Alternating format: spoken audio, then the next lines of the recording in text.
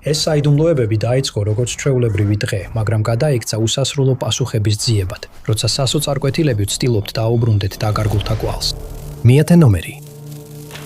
Jennifer Lee Wilson-ი, რომელსაც ახლობლების სიყვარულით სიდნეის ეძახდნენ, 2002 წელს დერბიში, კანზასში, ქალ ოთახის მეზობელთან ერთად ცხოვრობდა. ეს ორი ერთად მუშაობდა ჯენტლმენთა კლუბში სახელად Jezebel-ი, სადაც თანაკლასელებად და თანამაცხოვრებლებად ივჩენდნენ თავს. სამუშაო ადგილი მდებარეობდა ვიჩიტაში, კანზასში, რომელიც შეუმჩნევლ ფონს შექმნიდა იმ კამათისა და გაუჩინარებისთვის, რაც მეგობრებსა და ოჯახს გააოცებდა. 2002 წლის 1 სექტემბრის სავამო იყო, როცა 29 წლის ქალი სამუშაო დღეს ამთავრებდა.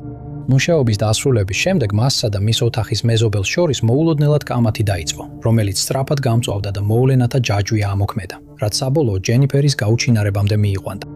ორივე ერთად დაბრუნდა სახლში, სადაც კამათი გაგრძელდა, მათი დაძაბულობა და მოუგვარებელი კონფლიქტი სამუშაოდან ბინამდე გაჰყვათ. სწორედ აქ, დერბიში, კანზასში, აღმოსავლეთ 153 ქუჩისა და სამხრეთ 63 ქუჩის მიმდებარედ ჯენიფერი ბოლოს ნახეს. მეგობარი იყო ბოლო ადამიანი, ვინც ის ნახა, სანამ ჯენიფერი მოულოდნელად დატოვებდა ბინას და ღამეში გავიდოდა. მოგვიანებით იმავე ღამეს ის დაბრუნდა, მაგრამ ჯენიფერი იქ აღარ იყო. თუმცა მისი ყველა ნივთი ადგილზე იყო, ხელუხლებელი და თითქოს ელოდა, რომ ჯენიფერი ნებისმიერ წამს დაბრუნდებოდა.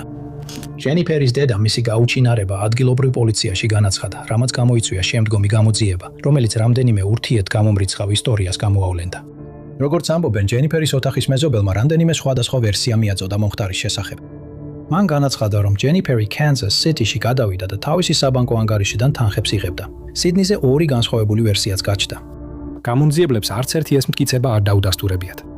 თანამცხოვრებისთვის ეჭვმიტანილის სტატუსი არ მიუნიჭებიათ. ხელისუფლება მიიჩნევს, რომ გაუჩინარებაში დანაშაულებრივი ქმედება იყო ჩართული.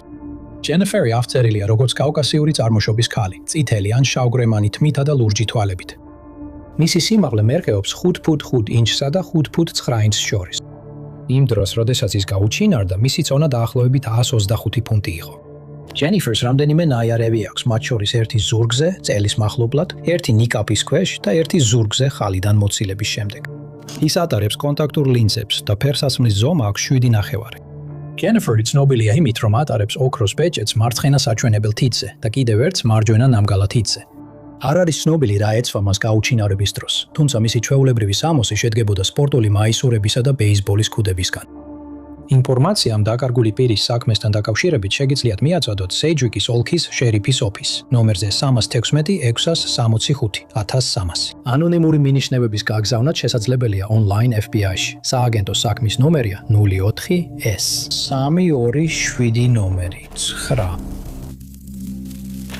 დანიელ ჰაროლდ მიუჩლერი მხოლოდ თინეიჯერი იყო, როცა ომში წავიდა. მხოლოდ 18 წლის ასაკში ის შეუერთდა შეერთებული შტატების საზღვაო ქვეითებს და ვიეტნამის ომის დროს წინა ხაზზე მსახურობდა. ისეთი ახალგაზრდა ყოფნამ და ბრძოლაში მონაწილეობამ სამუდამოდ შეცვალა იგი. 1970 წელს მიჩიგანის შტატის საგინავში დაბრუნების შემდეგ დანიელმა დეტალურად აღწერა ის საშინელებები, რასაც ბრძოლაში შეხვდა. მისი ოჯახი ამბობს, რომ ამის შემდეგ ის აღარასდროს ყოფილა იგივე.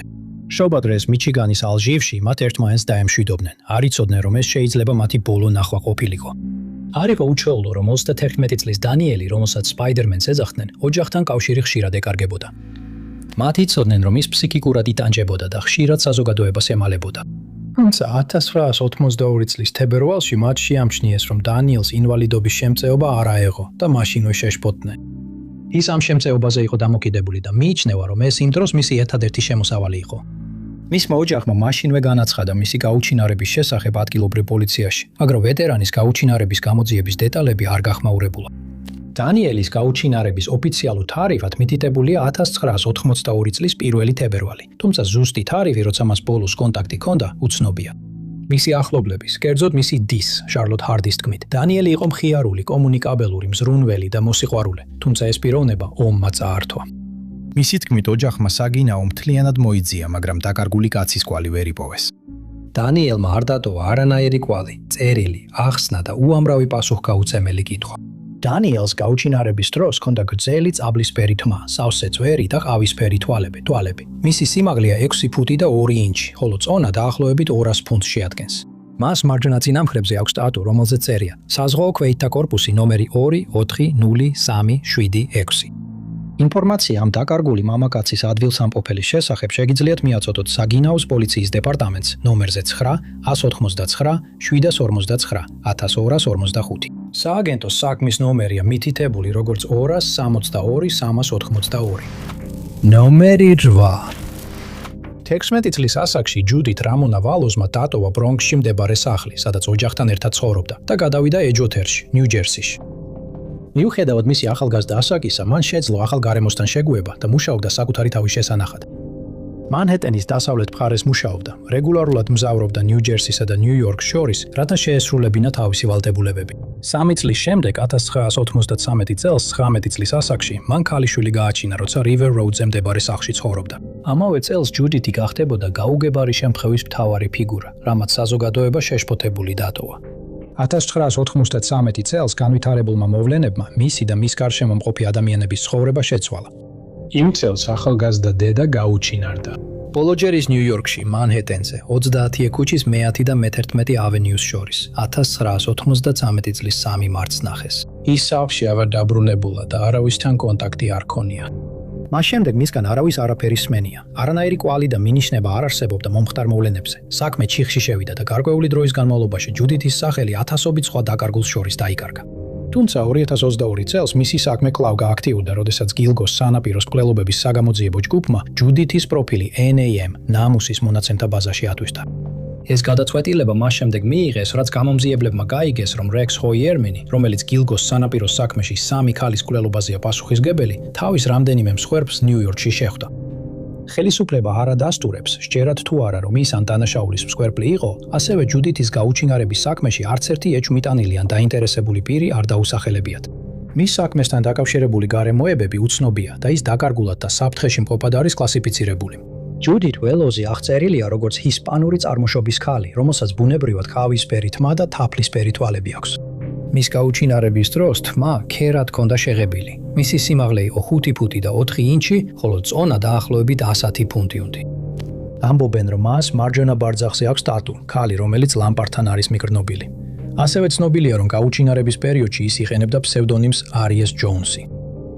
ჯუდითი წელს 52 წლის იქნებოდა.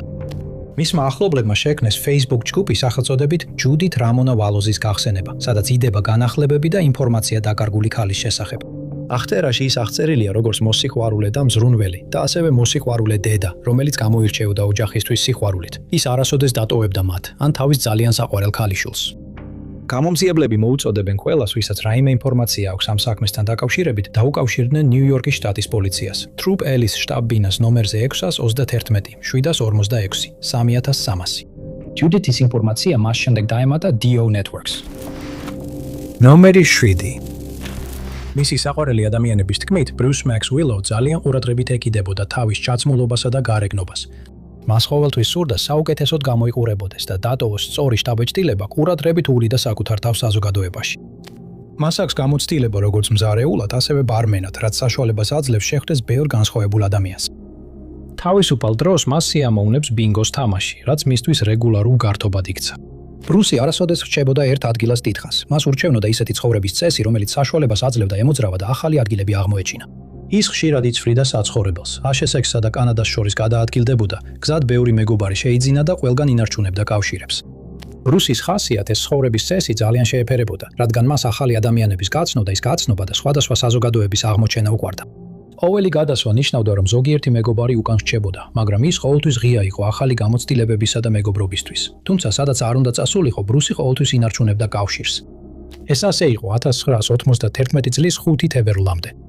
იმ დღეს დაახლოებით ღამის 1:15 საათზე 30 წლის ბრუსი ბოლოს ნახეს ნიუ-იორკის შტატის ელმირა ჰაიტსის სოფელში, შერიდან ავენიუსა და მე-14 ქუჩის კვეთასთან. მას შემდეგ არავის უნახავს, ან გაუგონია მისი ამბავი. ამბობენ, რომ ბრუსი ნიუ-იორკის შტატის ბიგ ფლეტში ცხოვრობდა, სანამ გაუჩინარდებოდა. ცნობილი იყო, რომ ის ბინგოს თამაშობდა ამ რაიონში და ხშირად სტუმრობდა ადგილობრივ ბარებსა და კლუბებს. როცა ის გაუჩინარდა, ბრუსმა ყველა თავისი პირადი ნივთი დატოვა. მას დამატებითი ტანსაცმელი არ ჰქონდა და მხოლოდ მცირე რაოდენობის ფული ჰქონდა. ცნობილი არ იყო, რომ მასთან პირადობის დამადასტურებელი ნივთები ჰქონოდა. ახლობლებს განსაკუთრებით უჩვეულოდ მიაჩნდათ, რომ ბრუსს დამატებითი ტანსაცმელი არ ჰქონდა. ის არაფერს ჩაიცვამდა უბრალოდ.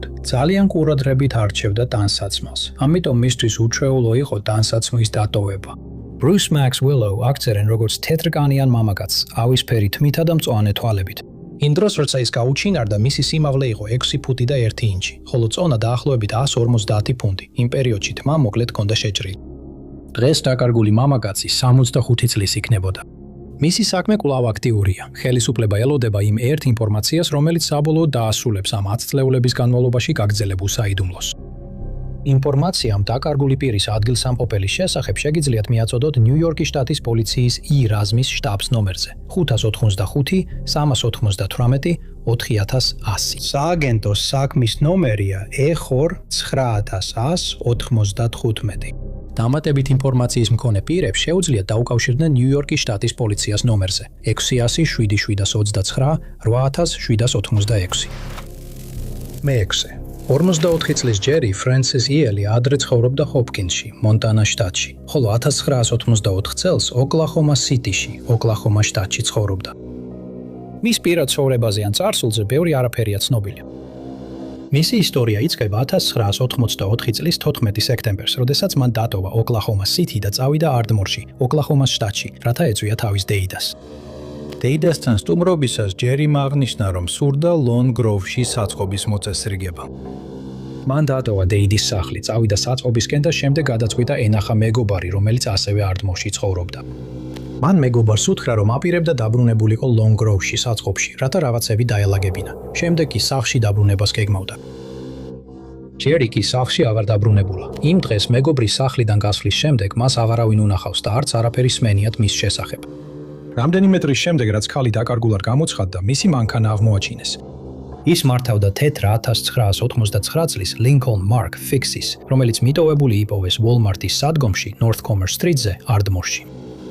მანქანამ და მისმა მდებარეობამ ვერ მისცა დამატებითი მინიშნებები ჯერის ადგილსამყოფელთან დაკავშირებით. არც მანქანაში და არც მის გარშემო არ იყო დანაშაულის ნიშნები. ამაც კიდევ უფრო გაზარდა გამოძიებისა და მისი ოჯახის დაბნეულობა.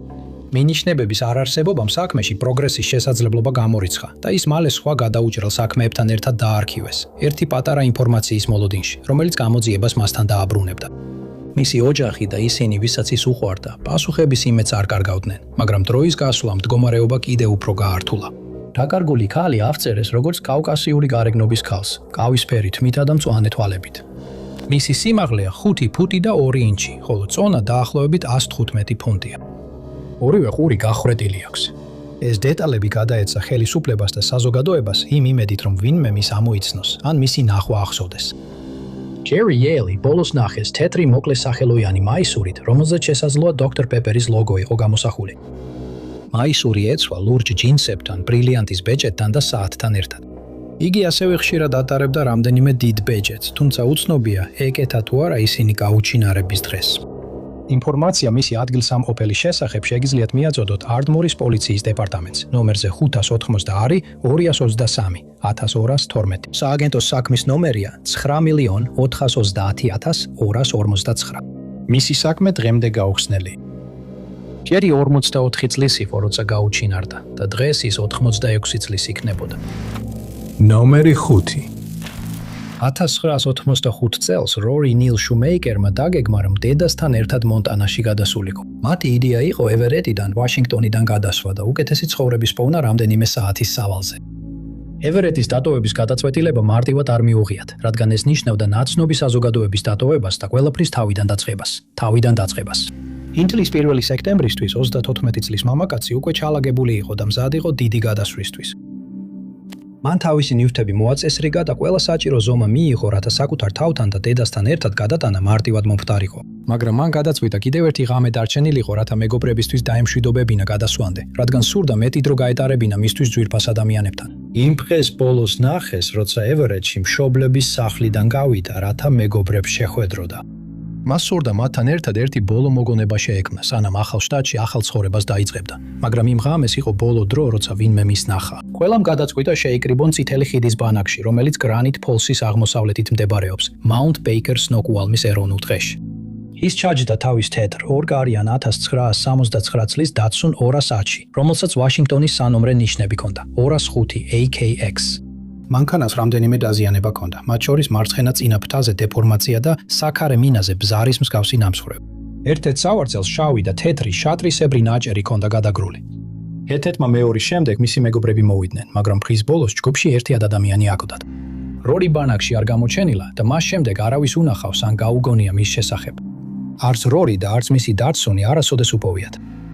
მისი ახლობლების თქმით, მისთვის უჩვეულოა გაფრთხილების გარეშე გაუჩინარება. თუნდაც ხანგრძლივ მოგზაურობებზე მიდიოდა, ყოველთვის პოულობდა გზას, რომ ოჯახთან დაკავშირებულიყო. რორი აღწერილია როგორც კავკასიური გარეგნობის მამაკაცი, ყავისფერი თმითა და მწვანე თვალებით. მისი სიმაღლეა 5 ფუტი და 8 ინჩი, ხოლო წონა დაახლოებით 240 ფუნტია. ბოლო ინფორმაციით მას ეცვა მოკლე სახელოიანი ნაცრისფერი პერანგი, ლურჯი ჯინსები, შავი სპორტული ფეხსაცმელი და წითელი ბეისბოლის ქუდი. ინფორმაცია მისი ადგილსამყოფელის ან გაუჩინარების გარემოებების შესახებ შეგიძლიათ მიაწოდოთ სნოჰომიშის ოლქის შერიფის ოფისს, შემდეგ ნომერზე 425 383 839. სააგენტოს საქმის ნომერია მითითებული როგორც 95157575. ნომერი 4. 1988 წელს უიტნი პატრის რედიგი ცხოვრობდა თანამობინავესთან ერთად სტოუნ მაუნტინში, ჯორჯიაში.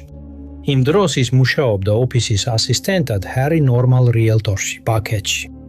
ის ოცნებობდა მსახიობი გამხდარიყო. მისი ახლობლები მას აღწერენ როგორც ძალიან სანდო და პასუხისმგებელ ადამიანს, რომელიც არასოდეს წავიდოდა გაფრთხილების გარეშე. თუმცა სწორედ ეს მოხდა 1988 წლის აპრილის ბოლოს. 19 აპრილს 26 წლის ქალი მართავდა თავის მანქანას, როდესაც სერიოზულ ავტოავარიაში მოყვა, რამაც მისი მანქანა გამოუსწორებელ მდგომარეობაში დატოვა. სასტრაფო დახმარების მანქანები ადგილზე მივიდნენ, მაგრამ უიტნიმ სამედიცინო დახმარებაზე უარი თქვა.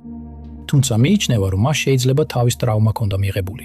გამოვლილი მძიმე შემთხვევის შემდეგ მან მამას ესაუბრა, რომელმაც მოგვიანებით აღნიშნა, რომ უიტნი დაბნეულად ჟღერდა. 3 დღის შემდეგ უიტნი გაუჩინარდა. აპრილის 22 იყო დაახლოებით საღამოს 9 საათი, როდესაც უიტნი მივიდა თავისი შეყვარებულის სახლში, ჰაი პოინტის ბინების კომპლექსში, იანგის გზაზე, ლითონიაში, ჯორჯიაში. მან დაახლოებით 30 წუთი დაჰყო მასთან. იმ ღამით დაახლოებით 9:30-ზე წავიდა, სავარაუდოდ სახლში დასაბრუნებლად. მისი მეგობრის თქმით, წყვილმა ერთმანეთს დაემშვიდობა და უიტნი წავიდა თავის გზაზე. იმის გამო, რომ მისი მანქანა სერიოზულად იყო დაზიანებული, უიტნი ქირაობდა მანქანას ენტერპრაიზიდან. ეს იყო ლავანდისფერი ნაცრისფერი, 1987 წლის 4-კარიანი ჯეუპრიზმი, ჯორჯიის სანომრე ნიშნით 345 HZE. შემდეგ დღეებში ახალგაზრდა ქალი სამსახურში არ გამოცხადდა და ოჯახთანაც არანაირი კონტაქტი არ ჰქონია. კომუნიკაციის ეს უეცარი შეწყვეტა მისთვის უჩვეულო იყო, რადგან უიტნი ძალიან სანდო და პასუხისმგებლიანი ადამიანი იყო. ცნობილი ყოველთვის ეკონტაქტებოდა საყვარელ ადამიანებს და არასდროს აცდენდა სამსახურს ახსნა განმარტების გარეშე. უიტნი ოფიციალურად დაკარგულად გამოაცხადეს ადგილობრივ პოლიციაში, რამაც დაუყოვნებლივი გამოძიება გამოიწვია. ხელისუფლებამ მაშინვე დაიწყო ძებნა, გამოიკითხა უიტნისთან ყველაზე დაახლოებული ადამიანები და ცდილობდა მისი ბოლო ცნობილი გადაადგილებების აღდგენას. გამოძიების დროს ხელისუფლებამ გაიგო, რომ უიტნი რამდენიმე დღით ადრე ავტოავარიაში მოჰყვა, უარი თქვა სამედიცინო დახმარებაზე და მამამისი ფიქრობდა, რომ მას თავის ტრავმა ჰქონდა მიღებული და დაბნეულად საუბრობდა. ხელისუფლება შეშფოთებული იყო, რომ უიტნი შეიძლება დაბნეულიყო და შესულიყო დაუნიშნავ ტერიტორიაზე. გამოძიების განმავლობაში დანაშაულის ნიშნები არ აღმოჩნდა. ამ საქმეში არც ერთი საეჭვო პირი ან ეჭვმიტანილი არ დასახელებულა. არც უიტნი და არც ჯეოპრიზმი არასოდეს აღმოჩენილა. ის აღწერილია როგორც აფრო-ამერიკელი ქალი, შავი თმითა და ყავისფერი თვალებით. ის არის 5 ფუტი და 2 ინჩი სიმაღლის და გაუჩინარების დროს დაახლოებით 120 ფუნტი იწონიდა. უცნობია რა ეცვა მას გაუჩინარების დროს. ინფორმაცია მისი ადგილსამყოფელის ან გაუჩინარების გარემოებების შესახებ შეგიძლიათ მიაწოდოთ დეკალბის საგრაფოს პოლიციის დეპარტამენტს ნომერზე 770 724 7 1710. გამომძიებლები ასევე ეძებენ ნებისმიერ ინფორმაციას ავტომობილზე, რომელსაც აქვს სანომრე ნიშნები 345 HZE. ნომერი 3. 30 წლის ბლეინ კარლ ჰექტორი, ნიუ-ჰემფშირის შტატის ჰილსბოროს ოლქის ქალაქ მილფორდის მცხოვრებია. ის დაქორწინებულია და ჰყავს 2 შვილი. მისი ძმა ვეიდ ჰექტორი ნიუ-ჰემფშირის ეროვნული გვარდიის სპეციალისტი იყო, რომელიც 1991 წელს საუდის არაბეთში მომხდარ სასიკვდილო სათვრთო ავარიაში მოყვა. ამ ტრაგედიის შემდეგ ამბობდნენ, რომ ბლეინი დეპრესიაში ჩავარდა და ამის გამო კოლეჯი მიატოვა. 2001 წლის 24 დეკემბერს ბლეინი მამამისის სახლში მივიდა, რათა ეჩვენებინა მისთვის მეორადი მანქანა, რომლის ყიდვაც სურდა. თუმცა გეგმები ჩაიშალა, როდესაც პოლიცია ბლეინის მამის სახლთან მივიდა. სავარაუდოდ ავტოსალონმა პოლიციას მიმართა და მანქანა მოპარული დაასახელა, თუმცა ამ შემთხვევის ზუსტი დეტალები არ გახმაურებულა. როდესაც პოლიცია სახლში მივიდა, ბლეინი გაიქცა და მამამისის სახლის უკან ტყეში შეიმალა. მას შემდეგ არავის უნახავს და არც არაფერი სმენია მისგან. ბევრს ჯეროდა, რომ ის მეორე დღეს შობისთვის ოჯახს დაუბრუნდებოდა. მათი აზრით ის რომ ოჯახთან არ გამოჩნდა, მისთვის არადამახასიათებელი იყო. მომდევნო დღეებში ადგილობრივმა სამართალდამცავებმა და შტატის პოლიციამ ყველა ძალისმევა გაიღეს, რათა ბლეინი ეპოვათ. ეს მოიცავდა ფართო მასშტაბიან სახმელეთო ძებნას, ვერტმფრენებს და სამზებრო ძაღლების ჯგუფებს. მისი ადგილსამყოფელი შესახებ დამატებითი კვალი ვერ აღმოაჩინეს. 3 წლის შემდეგ 2004 წელს ბლეინის მამა გარდაიცვალა. მას არასდროს გაუგია რა დაემართა მის შვილს. პოლიციის ოფიცრები დაკრძალვას ესწრებოდნენ იმედით, რომ დაკარგული ადამიანი გამოჩნდებოდა. საინტერესოა, რომ ის დაკრძალვას არ დასწრებია. მის საბანკო ანგარიშზე ან სოციალური უსაფრთხოების ნომერზე არანაირი აქტივობა არ დაფიქსირებულა, რის გამოც მის ოჯახს სჯერა, რომ ის შეიძლება სხვა ქვეყანაში ცხოვრობდეს, შესაძლოა კანადაში. ბლეინ სულივანის ოლქში დაპატიმრების განკარგულება აქვს გაცემული გაურკვეველი მიზეზების გამო. თუმცა ხელისუფლებას არ აქვს დარწმუნებული ინფორმაცია, იმალება თუ არა ის დაპატიმრების თავიდან ასაცილებლად. მისი ცოლი მას მიტოვების საფუძვლით გაეღარა. ბლეინი პეშედით გავიდა ტყეში. მას არ აქვს ტრანსპორტი და სავარაუდოდ გადაადგილებისთვის ავტოსტოპითა და საზოგადოებრივი ტრანსპორტით სარგებლობს. დაკარგული მამაკაცი აღწერილია როგორც კავკასიური გარეგნობის, ავისფერი თმითა და ავისფერი თვალებით. მისი სიმაღლე 6 ფუტი და 2 ინჩი, ხოლო წონა დაახლოებით 180 ფუნტია. მას აქვს ნაიარევი მუცელზე და ხალი მარცხენა ბარძახზე. ბოლო დროს ის ნახეს შავ არმიის პალტოში, მწვანე ქუდითა და ჩეკმებით. ინფორმაცია ბლეინ ჰექტორის ადგილსამყოფელის შესახებ შეგიძლიათ მიაწოდოთ კორნიშის პოლიციის დეპარტამენტს ნომერზე 6034335 ან ნიუ-ჰემპშირის შტატის პოლიციას ნომერზე 60322335856. ნომერი 2. დაბადებული 1967 წლის 12 ივლისს ბრენდი ნიკოლ უილსონი კოლფაქსის ინდიანას მცხოვრები იყო. 2002 წელს 24 წლის ბრენდი თავის მეუღლესთან, კენეთ უილსონთან და 2 ვაჟთან ერთად კოლფაქსის სოფლის რეგიონში ცხოვრობდა. ის მუშაობდა ფრანკფურტში, ინდიანას შტატში მდებარე დონალდსონის კომპანიაში და სხვადასხვა ცვლაში ასრულებდა სამუშაოს. ქორწინებამდე კენეთმა 10 წლიანი სასჯელი მოიხადა ციხეში, მას შემდეგ რაც ბრალი წაუყენეს ხანდაზმული მსხვერპლის ფატალურ ძარცვაში. სასამართლოში შეთანხმების შედეგად ის დამნაშავედ სცნეს ძარცვაში, სანაცვლოდ კი მკვლელობის ბრალდება მოუხსნეს. 2002 წელს გავრცელებული ინფორმაციით ცვილს ქორწინებაში პრობლემები დაეწყო, რის გამოც კენეთი ეჭვმიტანილთა სიაში მოხვდა, როდესაც მისი ცოლი უეცრად და გაფრთხილების გარეშე გაუჩინარდა. 2002 წლის 4 ივნისის დილით კენეთი სამუშაოზე მესამე ცვლის შემდეგ სახლში დაბრუნდა. ის როგორც კი მივიდა, მაშინვე დაწვა დასაძინებლად და დაახლოებით 2 საათზე გამოიღვიძა. მისი თქმით, იმ დროისთვის ბრენდი უკვე წასული იყო, თუმცა ორივე მანქანა სახლთან ხელუხლებლად იდგა. West CR600 South-ის მცხოვრებლებს აკლდათ $420 ნაღდი ფული, რაც კენეთმა გააცნობიერა, რომ მათი საგანგებო ფონდიდან იყო აღებული. დატოვებული იყო ბრენდის ჩანთა და მისი საქორწილო ბეჭდები. მას იმ დღეს 4 საათზე უნდა მისულიყო დონალდსონის კარხანაში, მაგრამ ის იქ არასდროს მისულა. ბრენდის 4 თანამშრომელი, რა თქმა უნდა, შეშფოთებული იყო და იმავე დღეს განაცხადეს მისი გაუჩინარების შესახებ. როგორც ამბობენ, დაკარგულმა ქალმა თავის თანამშრომლებს უთხრა, რომ მას და მის ქმარს ქორწინებაში პრობლემები ჰქონდათ და თუ რამე მოუვიდოდა, ამის უკან შეიძლება სწორედ ის ყოფილიყო. კენეთმა დაელოდა მომდევნო დღეს, სანამ სამართალდამცავებს დაუკავშირდებოდა და ბრენდის გაუჩინარების შესახებ განაცხადებდა. მან ახსნა, რომ ჯერ ბრენდის მეგობრებს დაუკავშირდა, რომ გაეგო იცოდა თუ არა რომელიმე მსად იყო ის. ბრენდის დედა ფემი მტკიცედ დარწმუნებულია, რომ მისი შვილი არასდროს გაუჩინარდებოდა ნებაყოფლობით. ის არასდროს მიატოვებდა თავის შვილებს ნებაყოფლობით. იმ დროს ორივე ბავშვი კენეთის მშობლებთან ცხოვრობდა, სანამ წყვილი ცდილობდა პრობლემების მოგვარებას. იმის ეჭვს, რომ ის საკუთარი ნებით არ გამქრალა, ამხარებდა ის ფაქტი, რომ დაკარგულ ქალს არაფერი წაუღია, არც ტანსაცმელი და არც მანქანა, რამაც გამომძიებლები დააფიქრა, თუ როგორ წავიდა იგი. მეზობლებიდან არც ერთს არ დაუნახავს, რომ ის ვინმესთან ერთად მანქანაში ჩაჯდა და არც ის დაუნახავთ, რომ რაიონით ფეხით გადაადგილდებოდა. დეტექტივებმა დააკითხეს კენეთი, ასევე მისი მეგობრები და თანამშრომლები. ქმარმა ვერანაირი მინიშნება ვერ მისცა გამოძიებას, რომელიც დახმარებას გაუწევდა საქმეს, ხოლო მეგობრებმა აღნიშნეს, რომ არ ფიქრობენ თითქოს ის თვითონ წავიდოდა, მაგრამ მათ ვერც კი წარმოედგინათ, რა შეიძლებოდა მომხდარიყო მასთან. ერთმა მათგანმა განაცხადა, რომ ერთი კვირით ადრე მასთან ერთად ისადილა და აღნიშნა, რომ ბრენდი სადილის დროს ნერვიულად და დაძაბულად გამოიყურებოდა. თავდაპირველად გამომძიებლებს ეგონათ, რომ ბრენდი უბრალოდ სახლიდან წავიდა ქმრისთვის არაფრის თქმის გარეშე, მაგრამ დროის გასვლასთან ერთად დაიწყეს ფიქრი, ხომ არ იყო საქმე დანაშაულთან. შაბათ-კვირისთვის მოხალისე მეხანძრეები კლინტონის ოლქის შერიფის ოფისის დეპუტატებს შეუერთდნენ დაკარგული ქალის საძიებლად. ძებნა კოლფაქსის რამდენიმე ტერიტორიაზე მიმდინარეობდა, მაგრამ ეს მცდელობები როგორც ჩანს უშედეგო აღმოჩნდა. ტერიტორიის დასათვალიერებლად გამოიყენეს პოპოვიზორიანი ვერტმფრენები, მაგრამ ვერაფერი იპოვეს. კეროლისა და ტიპეკანოს ოლქებიდან ჩამოსულმა მღვიმამ-მღვინთავებმა კოლპაქსის გარეთ მდებარე წყლის ორმოში რამდენიმე საათი გაატარეს. კვლავაც ვერაფერი იპოვეს. მეგობრებმა და ოჯახმა ფრენკფორტში დაკარგული ადამიანის პლაკატები გაავრცელეს იმ იმედით, რომ ვინმე მას იცნობდა. გამომძიებლებმა რამდენიმე მინიშნება მიიღეს იმ ადამიანებისგან, რომლებიც ფიქრობდნენ, რომ ბრენდი დაინახეს, მას შემდეგ რაც ის დაკარგულად გამოცხადდა. თუმცა ეს მინიშნებები ბუნდოვანი იყო და მათზე მუშაობა რთული აღმოჩნდა. ფემმა აღნიშნა, რომ არ სჯეროდა თითქოს კენეთი ბრენდისთვის ზიანის მიყენებას შეძლებდა, მაგრამ მას აწუხებდა მისი რთული წარსული და ის თუ როგორ შეიძლებოდა ეს გავლენას ახდენდა მის ქალიშვილთან დაკავშირებულ მოვლენებზე. კენეთი ამ საქმეში არც დაინტერესებულ პირთა სიაშია და არც ეჭვმიტანილად არის დასახელებული. ბრენდი უილსონი აღწერილია როგორც თეთრკანიანი ქალი ყავისფერი თმითა და ყავისფერი თვალებით.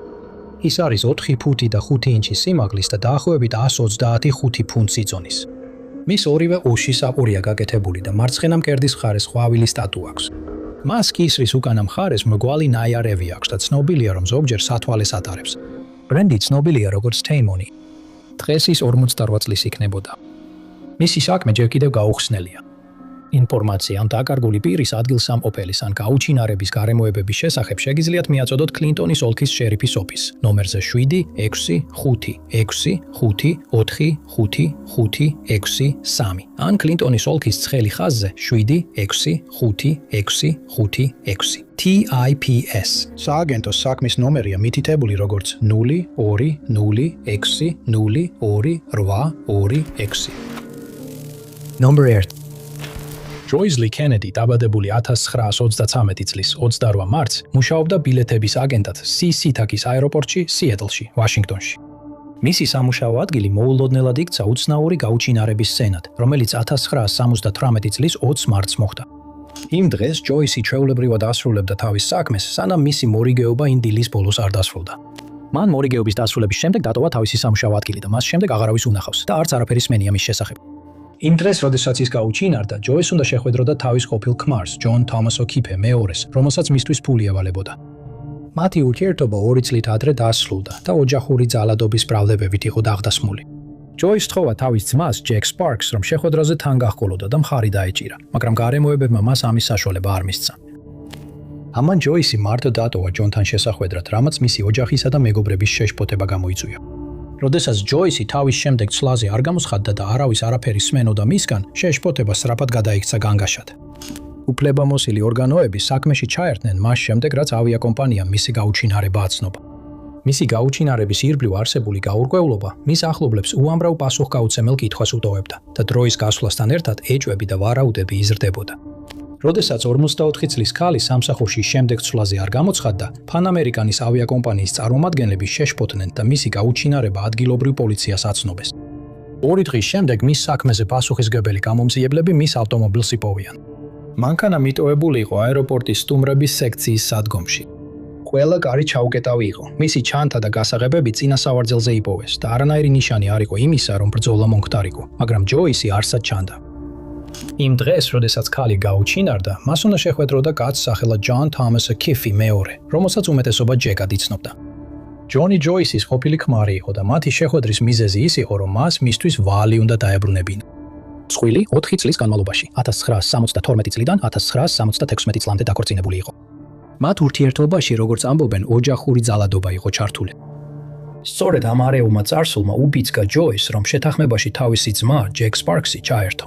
ის უნდა გაჰყოლოდა მას იმ სავამოს ღამის ცვლის შემდეგ შეხვედრაზე მის ყოფილ მეუღლესთან. თუმცა სპარქსი ხელმისაწვდომი არ იყო, რის გამოც ჯოის ჯონთან მარტო შეხვედრა მოუწია. ოჯახის წევრები და მეგობრები მტკიცედ მიიჩნევდნენ, რომ მას ხელი ჰქონდა ამ საქმეში, მაგრამ გამომძიებლებმა ვერ იპოვეს მტკიცებულება, რომელიც მას ამ მოვლენასთან დააკავშირებდა. ის არასდროს დაუსახელებიათ ინტერესის მქონე პირუდან ეჭვმიტანილად. პირველი ვერსიის მიხედვით, ჯონმა მანქანა სტუმრების სექციაში გადაიყვანა, რათა შეექმნა შთაბეჭდილება, თითქოს ჯოის ჯერ კიდევ დაეტოვებინა ადგილი. თუმცა პოლიციელებმა ვერ იპოვეს მტკიცებულება, რომ ის იმ დროს მანქანაში იყო, ან რომ ვინმეს გადაეყვანა იგი. ჯოის კენედის ადგილსამყოფელი და მისი გაუჩინარების გარემოებები კვლავ უცნობია. არსებობს ეჭვი დანაშაულებრივ ქმედებაზე ამ საქმეში, მაგრამ ჯერჯერობით არავინ დაუდანაშაულებიათ გაუჩინარებასთან დაკავშირებით. ჯოის აღწერენ როგორც კავკასიურ ქალს, წითელი თმითა და ლურჯი თვალებით. ის არის 5 ფუტი და 3 დუიმი სიმაღლის და იწონის დაახლოებით 125 ფუნტს. ბოლოად ის ნახეს სამუშაო ადგილზე, ეცვა ღია ფერის შარვალი ან წითელი ბლუზა, ოქროს ბეჭედი ჩასმული ბრილიანტებით და მასზე ამოტვიფრული სიტყვა სიყვარული. ცნობილია, რომ ის ატარებს ათვალეს და შესაძლოა იყენებდეს გვარს ოკიფი. ინფორმაცია ჯოის კენედის გაუჩინარების შესახებ შეგიძლიათ მიაწოდოთ სიეტლის სპორტის პოლიციის დეპარტამენტს ნომერზე 206 78 75 40.